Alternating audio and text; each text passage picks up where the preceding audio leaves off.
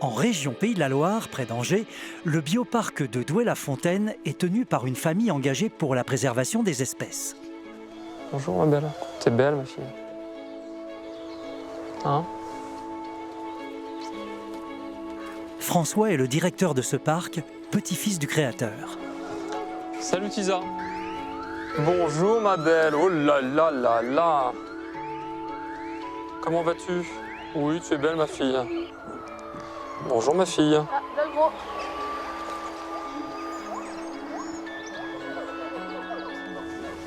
Aujourd'hui, c'est une journée très importante. 2 nouveaux pensionnaires font leur arrivée. Bonjour les filles. Bonjour, bienvenue à la maison. Allez, il faut vous dégourdir les pattes maintenant. C'est bien, doucement, doucement. Hop, et de deux. Elles sont passées, elles sont toutes les deux dans le bâtiment. Ce sont des gazelles d'Amamor, l'espèce la plus grande de toutes les gazelles et l'une des plus rares. Elle est classée en danger critique d'extinction. Moins de 200 individus vivent à l'état sauvage, au Niger, au Mali et au Tchad. Afin d'éviter l'extinction complète de cette espèce, des programmes d'élevage en captivité ont été lancés. Aujourd'hui, il y a 350 individus dans les parcs zoologiques en Europe. Ben c'est chouette.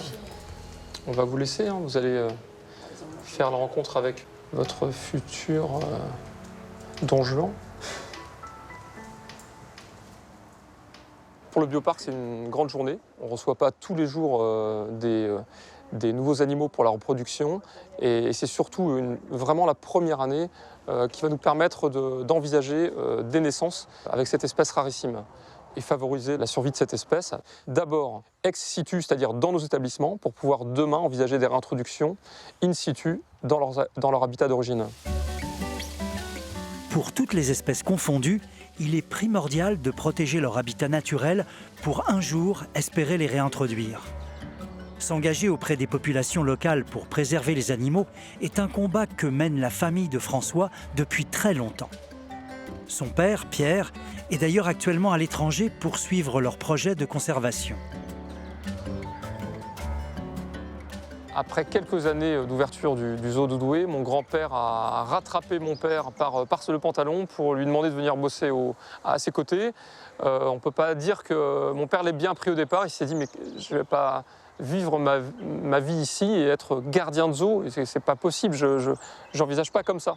Mon père a toujours été à l'écoute de projets, d'opportunités, de pouvoir s'engager et aider à l'extérieur du bioparc.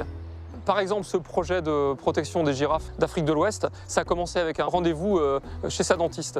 Et elle lui racontait son voyage au Niger, elle lui a expliqué qu'elle a vu quelques girafes qui survivaient sur ce territoire et qu'il y avait sans doute quelque chose à faire. Et il y est allé, et là, la rencontre humaine a eu lieu.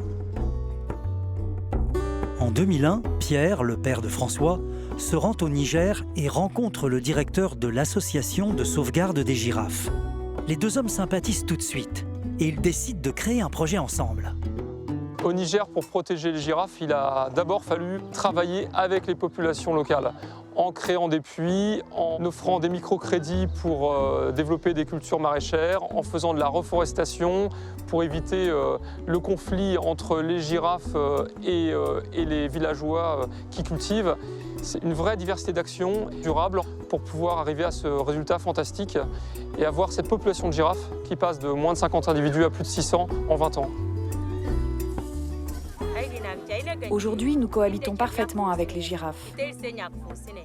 Parce que grâce à leur présence autour de mon village, nous recevons des appuis pour mener à bien nos activités. Je considère la girafe aujourd'hui comme une ressource et non comme un ennemi. La girafe est devenue notre amie et j'essaie maintenant de tout faire pour la protéger.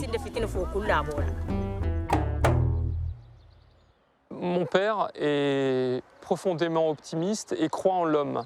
Et ce qu'il fait depuis des décennies et ce qui fonctionne, c'est de faire confiance à l'homme pour vivre de manière juste, équilibrée avec les espèces qui vivent autour de nous.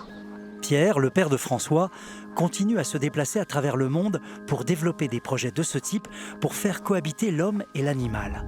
Actuellement, le bioparc a 20 projets nature dans lesquels il reverse 4% de son chiffre d'affaires. Avec comme objectif central la réintroduction d'animaux dans leur milieu naturel. Ils y sont d'ailleurs parvenus avec l'ibis chauve en Andalousie et les vautours en France et en Bulgarie. Aujourd'hui, la famille s'est lancée un autre défi. Mon père, depuis 20 ans, rêve de réintroduire ce lémurien, ces varirous à Madagascar, dans leur habitat d'origine. Et la première étape, ça a été de faire une translocation. La translocation, c'est quoi? C'est déplacer quelques individus d'une forêt qui va être détruite à Madagascar jusqu'au parc que nous protégeons depuis 20 ans. La forêt de Faron-Karain, c'est plus de 1600 hectares qui sont protégés grâce à l'association Antongil Conservation que nous soutenons.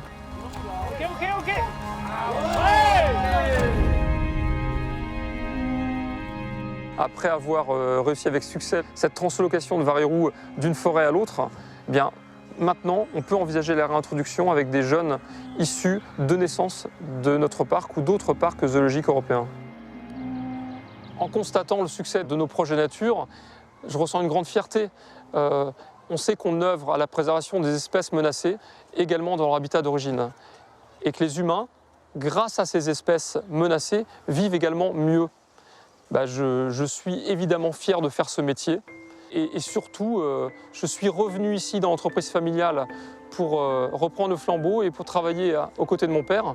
Et c'est un honneur, même après tant d'années, de pouvoir marcher dans ses pas, car je sais que les résultats sont là et qu'ils m'inspirent toujours autant après toutes ces années. Un métier au contact de la nature, source d'épanouissement pour cette famille.